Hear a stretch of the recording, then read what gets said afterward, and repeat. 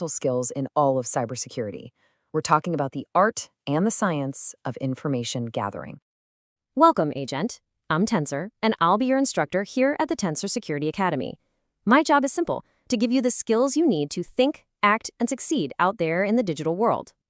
So let's get right to it. Your first mission, if you choose to accept it, is to master the art of reconnaissance. And trust me, this isn't just some boring first step. It is the absolute foundation for every single successful security operation. You ready? Let's go. So, welcome to Reconnaissance 101. Look, before you can ever hope to defend a system or, test its defenses, you have to understand it. You've got to know what you're up against, what it looks like, how it's built, where the cracks might be. This is always, and I mean always, the first step. Zig Ziglar had it right. He said, the first step in solving a problem is to recognize that it exists. And in our world, that means finding out everything we possibly can about our target. Because you can't protect or attack what you don't even know is there. Our investigation starts quietly. We begin by gathering passive intelligence. The whole idea here is to learn everything about the target without making a single sound, without them ever knowing we were there.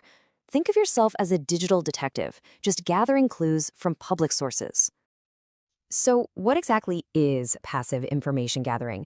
Well, it's pretty much what it sounds like. We're just collecting publicly available data. We are not sending a single packet to their network. We're not trying to log in. It's literally just public records research, but for the internet. And the best part? It's totally silent. Okay, first tool out of the toolbox, Whois. This is so fundamental. Running a Whois query on a domain is exactly like looking up the deed to a piece of property. It tells you who owns it, how to contact them, when they bought it, and when the registration expires. This is our first blueprint. But Whois is just the beginning. The internet is absolutely littered with clues if you know how to look. We can use what are called Google dorks, basically super advanced search queries, to find sensitive files that were never meant to see the light of day. We can use a search engine like Shodan to find things like unprotected webcams or industrial control systems. We can even find secret keys and passwords accidentally left in public code repositories. Every little piece is a clue, and we've gathered it all without the target having any idea. So we've gathered all these public clues from a distance. Now it's time to get a little bit closer. We're going to start mapping the actual network.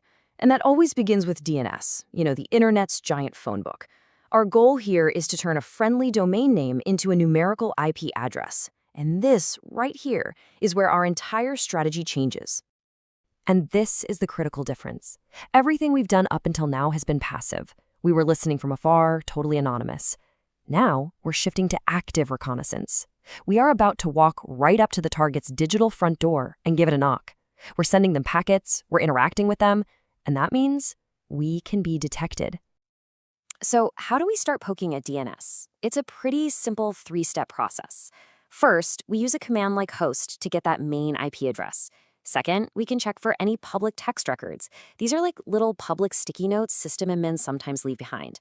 And third, we start hunting for subdomains, things like mail.example.com or api.example.com. This helps us map out their entire digital footprint. Okay, once we have a list of IP addresses, what's the next logical step? We got to see what's actually open and accessible. And this brings us to port scanning. We are now, literally, checking for unlocked doors on the target's network. I really want you to picture this. You're walking down a digital street and you find the target's building, their server. Port scanning is like methodically walking around that entire building and checking every single door, every single window to see if it's unlocked. Every open port you find is a potential way in.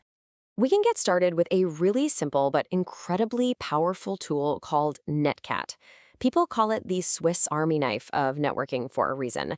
With just one command, we can do a quick check of the most common 1,000 ports on a server to see what responds. It's a super fast and effective way to get an initial lay of the land.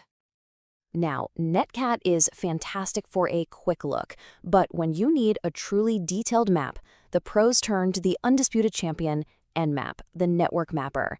This is the tool that takes our rough pencil sketch and turns it into a high-resolution, full-color architectural blueprint. So think about where we are. We've found the address, we've rattled a few doorknobs with Netcat. But how do we get that complete blueprint? How do we figure out what each room is for, what kind of security system they're running, the exact model of the lock on each and every door? Well, that's where Nmap comes in. Nmap has a bunch of different ways to knock.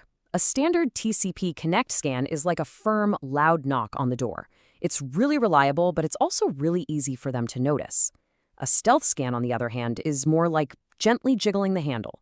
It checks if the door is unlocked without fully opening it, which makes it much, much harder to detect. And then you've got UDP scans, which check for totally different kinds of doors that attackers often forget to check, and defenders often forget to lock. But here's where Nmap gets really amazing. It goes way beyond just finding open doors. With service discovery, it can tell you the exact software and version number running behind that door. With OS detection, it can make a really good guess at what operating system the whole building is running on. And the aggressive scan? That's just a powerful shortcut that does all of this and more to give you an incredibly detailed report. And if all of that wasn't enough, Nmap has a secret weapon. It's called the Nmap Scripting Engine, or NSE. This lets you run thousands of different scripts to automate all kinds of advanced tasks, from finding very specific, known vulnerabilities to digging up even more information. It turns Nmap from a simple scanner into a full-blown security auditing powerhouse. And with that, your first mission is complete. You've gone from knowing absolutely nothing about a target to having a detailed, actionable map of their entire digital presence. So let's take a look at the intel you've gathered. Just look at this. You've put together a complete reconnaissance report. You know who owns the place, you have a map of their network, you know which doors are unlocked, and you even know the specific software versions they're running on the other side. A single known vulnerability in just one of those pieces of software could be your key. This is what we call actionable intelligence. This is the starting point. So, you've done it. You have successfully drawn a detailed map of the digital fortress. You can see the walls, the gates, the towers. The question is no longer what's out there. The question is,